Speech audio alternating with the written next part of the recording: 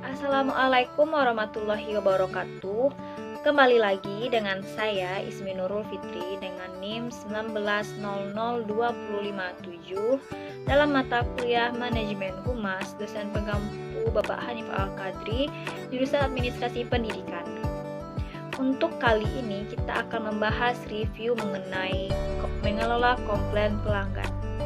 Kali ini kita bahas satu topik lagi dalam kaitannya bagaimana menjaga performa, bagaimana menjaga atau memberikan layanan prima, sehingga perlu bagi kita sebagai lembaga, sebagai perusahaan, sebagai orang yang memiliki bisnis dalam memberikan suatu perhatian terhadap komplain yang diberikan oleh pelanggan.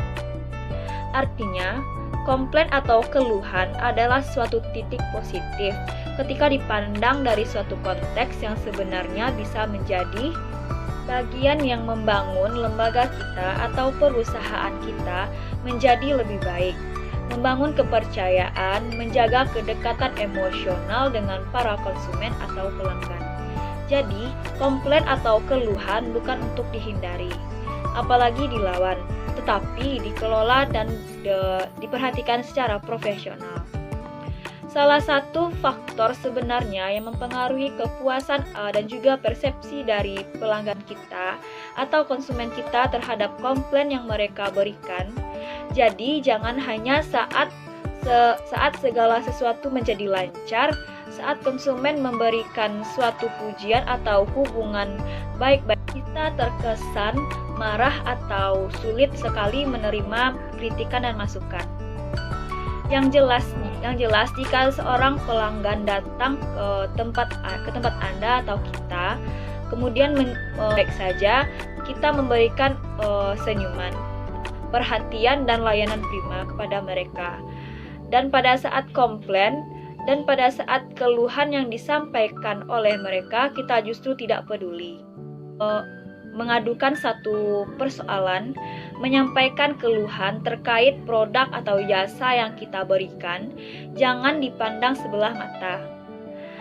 Apalagi marah, menganggap mereka mengada-ngada, karena itu yang sering terjadi, kita cenderung menerima pujian, tapi saat kita dikritik atau diberikan ada keluhan, pada saat diberikan keluhan atau komplain, kita justru marah dan tidak peduli. Ketika mereka atau pelanggan menyampaikan komplainnya, walaupun menyakitkan, sebenarnya ini memberikan suatu konteks positif. Karena apa? Karena mereka dengan rela mau menyampaikan fakta dan data tentang informasi gratis, tanpa harus kita lakukan penelitian ulang untuk mengumpulkan data-data tersebut di lapangan mengenai cara-cara memperbaiki bisnis, memperbaiki produk dan jasa yang kita punya.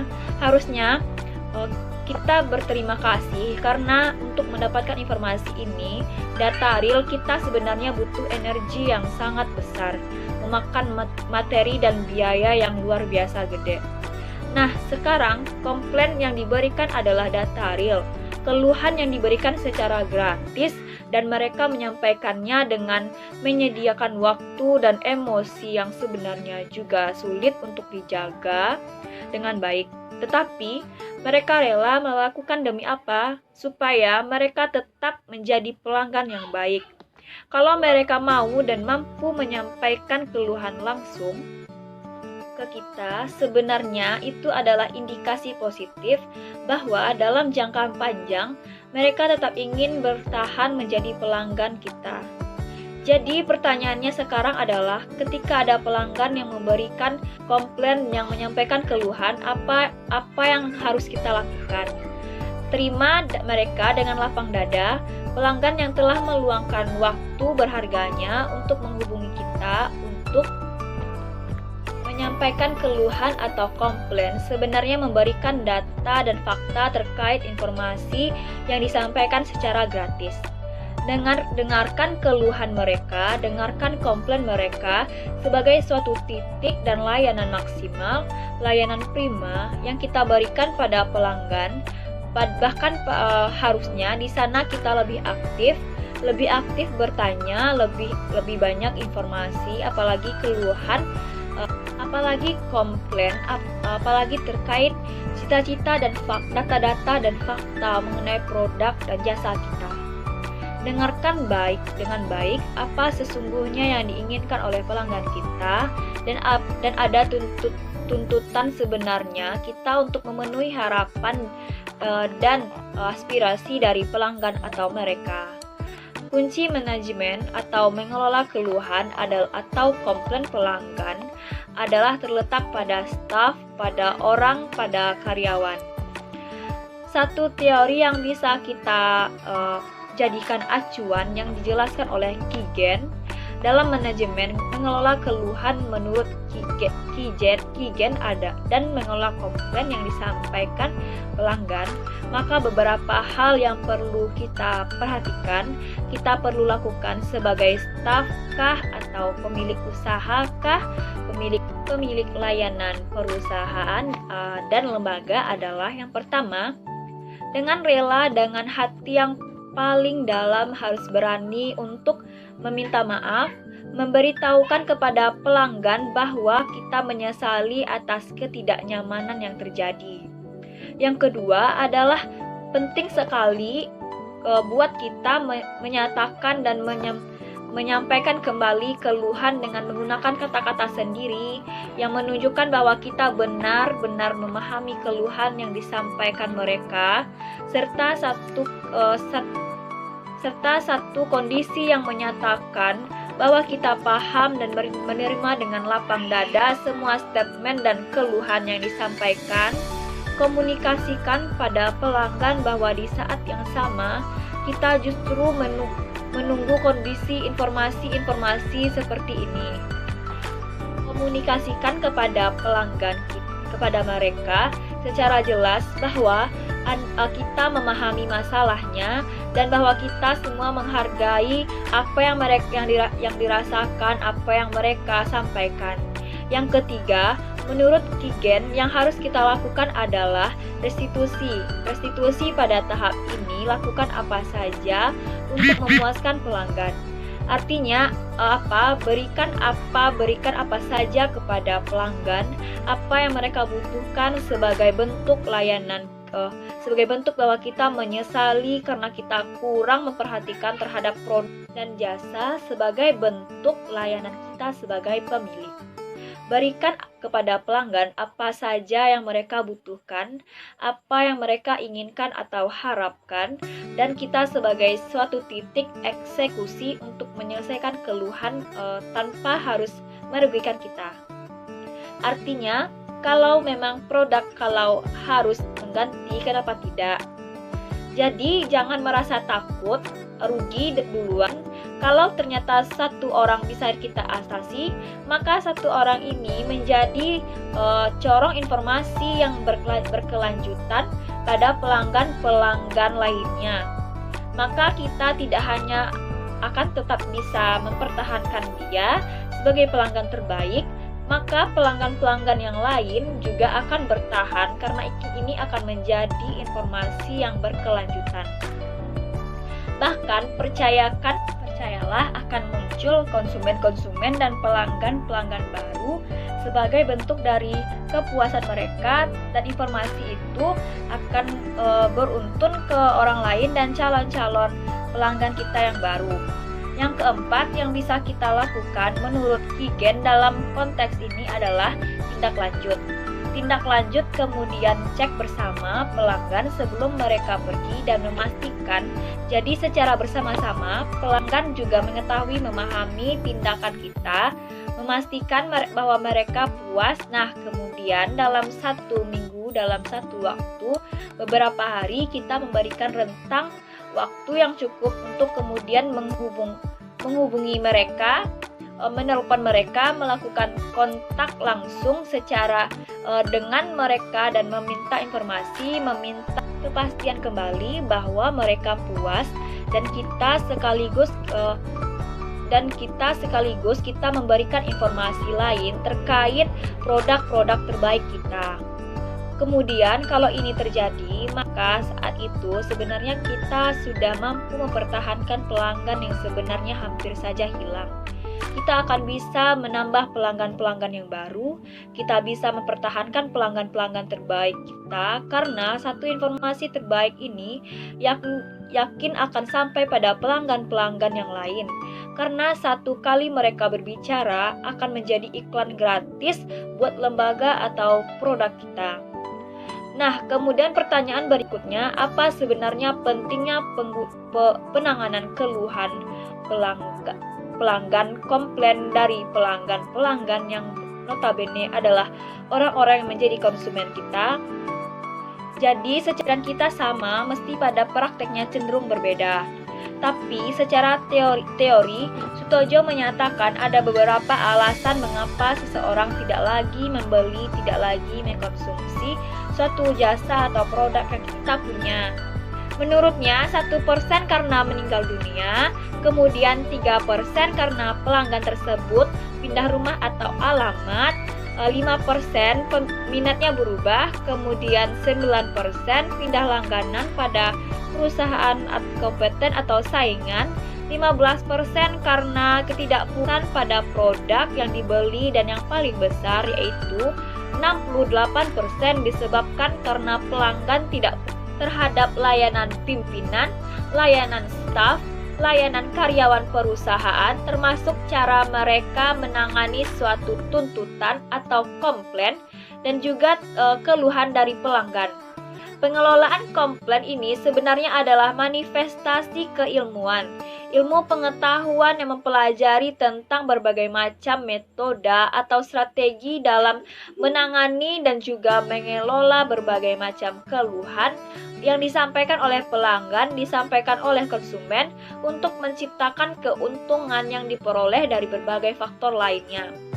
Sehingga terbentuk model ekonomi yang efisien, sekaligus mengetahui apakah investasi yang dilakukan perusahaan selama ini oleh lembaga selama ini sudah berhasil atau tidak. Lebih kurang inilah makna dari manajemen komplain secara teoritik.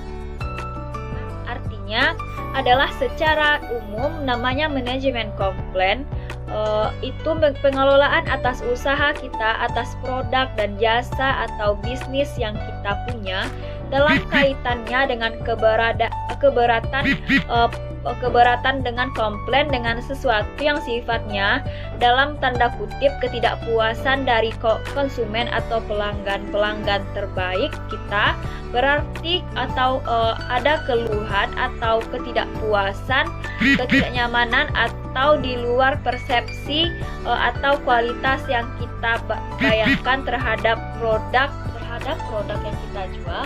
Misalnya berada di A, ternyata yang diterima A aksen, atau justru B, atau ada satu kondisi di mana produk atau jasa yang kita itu di luar ekspektasi mereka, atau ada bagian-bagian tertentu yang rusak. Maka beberapa hal yang tadi yang kita jelaskan yang perlu kita lakukan, maka seharusnya memang dilakukan. Jadi jangan tolak dulu, jangan defensif dulu, apalagi marah, apalagi sampai menganggap mereka ingin menjatuhkan produk atau jasa yang kita punya, atau perusahaan atau lembaga kita.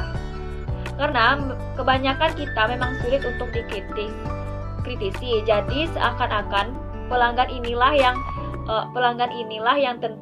yang terlalu pintar atau keinginan negatif untuk merusak citra dan nama baik perusahaan atau lembaga kita. Seharusnya kita terima dulu dengan lapang dada sebagaimana bentuk layanan kita, layanan prima, layanan paripurna, bahwa mereka selama ini telah menjadi pelanggan yang baik buat kita. Kemudian kita lewati proses demi prosesnya dengan lapang dada. Sama ketika kita menerima mereka sebagai pembeli terbaik, konsumen terbaik, pada saat mereka memberikan keuntungan untuk kita, pada saat mereka pun tidak puas, maka layanan kita tetap sama. Kalau senyuman nilainya 8, maka saat komplain pun nilainya pun tidak hanya 8 tapi menjadi 10. Kenapa? karena keuntungannya menjadi berkali lipat untuk kita. Data-data dan fakta lapangan gratis untuk kita peroleh. Jadi di sini kadang-kadang kita tidak melihat mungkin ruginya atau satu atau dua produk atau sejumlah materi tertentu, tapi kedepannya akan ada keuntungan berlipat ganda dibandingkan kalau kita menolak komplain itu, maka kita akan kehilangan berlipat-lipat dari dugaan atau persepsi kita di awal. Jadi jangan takut dulu, karena bagian dari komplain adalah segala sesuatu memang akan dan harusnya kita hadapi tanpa kita sadari. Kita harus siap dengan kondisi itu, karena proses perjalanan bisnis, proses perjalanan lembaga, perjalanan hidup akan dan harusnya kita hadapi, karena tidak akan lepas dalam konteks namanya komplain. Komplain dari orang-orang sekitar, komplain dari para pelanggan dan konsumen. Ada satu pendapat sederhana yang disampaikan Ciptono bahwa manajemen komplain adalah bentuk penanganan atau bentuk penataan yang dilakukan oleh suatu lembaga atau suatu perusahaan atas reaksi ketidakpuasan atau ketidaknyamanan konsumen atau pelanggan terhadap kegiatan-kegiatan fungsi manajemen tidak efisien dan efektif oleh perusahaan tersebut. Misalnya produk dan jasa, sehingga ekspektasi atau produk yang mereka terima di luar dari apa yang mereka pikirkan. Jadi A dipikirkan B, yang diterima B, jadi jelas komplain atau barang yang diterima atau rusaknya wajar ketidakpuasan itu terjadi. Dapat kita simpulkan bahwa manajemen komplain itu suatu cara atau strategi yang digunakan oleh perusahaan atau lembaga manapun atau apapun bentuk lembaganya dalam menangani keluhan konsumen, yaitu memandang bahwa keluhan konsumen itu adalah merupakan suatu kesempatan yang besar bagi pihak perusahaan atau lembaga untuk mempertahankan konsumen terbaiknya. Melalui proses penanganan yang luar biasa, penanganan keluhan yang efektif yang dapat menjadikan informasi yang berasal dari keluhan konsumen tersebut. Walaupun bentuknya keluhan, tapi ini menjadi titik yang positif sebagai suatu landasan dalam mengembangkan perusahaan atau lembaga ke depannya menjadi lebih baik.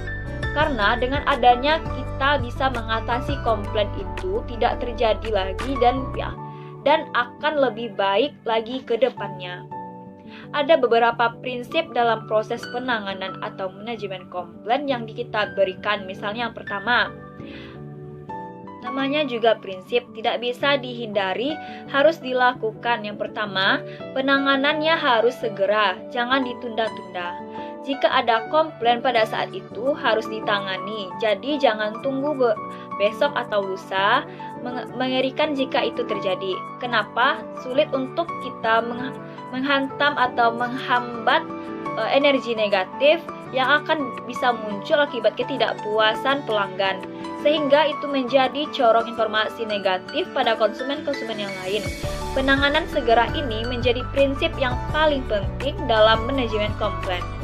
Yang kedua, prinsipnya adalah kemampuan mengatur komplain harus punya energi, skill yang harus didesain sedemikian rupa, atau menangani komplain sangat penting bagi suksesnya penanganan masalah yang notabene itu adalah masalah perusahaan kita. Karena kecepatan resolusi, kemampuan menyelesaikan suatu masalah biasanya diserahkan pada ini depan, dan masalah ini diselesaikan atau ditangani dengan baik oleh perusahaan atau lembaga. Kemudian yang ketiga yaitu daya tangkap. Daya tangkap kita, komplain diselesaikan dengan cepat dan memang responsif. Dan jika komplain tidak diselesaikan dengan secepatnya, maka setidaknya perusahaan mengkomunikasikan fakta ini pada pelanggan bahwa kita akan melakukan penanganan, menerima, akan segera melakukan eksekusi atas komplain yang disampaikan. Nah, dua hal yang harus dilakukan perusahaan adalah yang pertama, tanggapi dengan segera, kemudian berikan reaksi. Yang kedua, beritahukan ke pelanggan apa yang kita lakukan dan harus memuaskan mereka. Ini intinya memuaskan keinginan mereka. Bagian terakhir dalam konteks memberikan layanan prima dalam bentuk pengelolaan komplain pelanggan yang kita bicarakan pada bagian akhir ini adalah terkait harapan konsumen atas penanganan keluhan yang disampaikan mereka pada kita. Nah, dalam melakukan atau menyampaikan keluhan, konsumen sebenarnya memiliki harapan yang luar biasa atas keluhan mereka utarakan tersebut. Yang jelas, secara spesifik, konsumen mengharapkan satu keadilan, kejujuran, dan kewajiban dari pihak perusahaan dalam menangani setiap keluhan dan ketidakpuasan yang mereka sampaikan. Sehingga apa? Steve Brown dan Steve Tex yang disampaikan oleh Anastasia barangkali bisa kita jadikan sebagai suatu statement untuk melihat bagaimana keadilan yang diharapkan oleh konsumen. Pada saat perusahaan menangani keluhan mereka, jadi Anastasia ini membaginya menjadi 3 bagian. Dan inilah bentuk dari harapan konsumen atas penanganan komplain yang mereka lakukan. Jadi dari 3 jenis harapan itu adalah yang pertama kita menyebutnya outcome fairness, di mana konsumen dalam jenis ini mengharapkan suatu outcome atau kebijaksanaan atau kompensasi sesuai dengan kekecewaan mereka. Kompensasi ini bisa bentuk penggantian atau biaya yang telah dikeluarkan karena mereka merasa dirugikan. Ketidakpuasan atas yang mereka terima dan mereka memberikan pelayanan secara cuma-cuma, permintaan maaf dan juga penggantian pelayanan dengan lainnya. Yang kedua adalah bentuknya adalah procedural fairness. Selain kompensasi atau harapan yang setimpal, konsumen sebenarnya juga mengharapkan suatu kebijaksanaan, peraturan perusahaan, serta proses penanganan yang tidak perlu menyita waktu lama. Konsumen mengharapkan akses yang paling mudah dan proses penyampaiannya cepat. Jadi jangan lama-lama karena akan menambah rasa kekecewaan pelanggan terhadap kita. Jadi kekecewaan mereka berlipat ganda. Ini yang disebut dengan procedural fairness.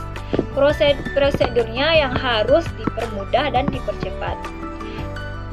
Yang ketiga, kita menyebutnya sebagai interactional fairness. Harapan-harapan konsumen ini sangat mendominasi sikap perusahaan dan konsumen terhadap hasil atau outcome, proses atau prosedural dalam menangani keluhan oleh perusahaan. Jadi benar 3 bentuk keadilan yang mereka ingin.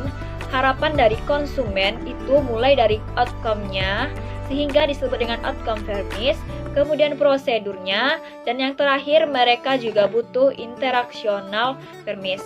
Penanganan sopan sangat ramah dan jujur ketika kita menerima mereka dalam proses penyampaian komplain. Ketiga hal ini kita kombinasikan secara baik kepada mereka, maka percayalah kita tidak akan pernah kehilangan pelanggan terbaik kita. Baiklah, itulah hasil review pada pertemuan kali ini. Jika ada salah penyampaian, terlebih dan terkurangnya mohon dimaafkan.